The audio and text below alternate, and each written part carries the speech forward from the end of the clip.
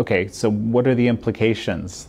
Let's say they do act. What happens? Well, the implications are that the special relationship that the U.S. and Hong Kong have that allows Hong Kong to be a window for China to Western capital markets will essentially go away. It will be politically unsupportable because essentially it will signal that the Chinese Communist Party is no longer prepared to support the one country, two systems policy. Or, you know, Carrie Lam, right? Not selected based on a policy of universal suffrage, but based on the fact that she was amenable to the Chinese Communist Party. Well, why do you think they're so determined to impose this closed system on Hong Kong?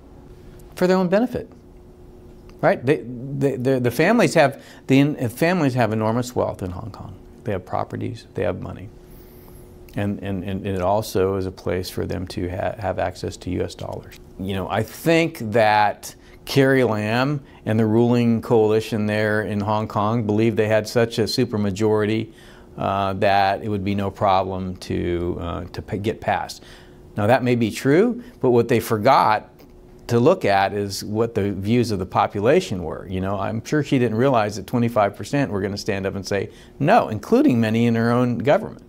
Or that they would understand the implications were, you know, this basically means freedom is lost. Well, you know, I would say that, you know, Carrie Lam and all of those that have a very pro-Beijing stance, they look at freedom in gradations, right? My freedom versus your freedom. As long as I have more freedom than you, it's a good system.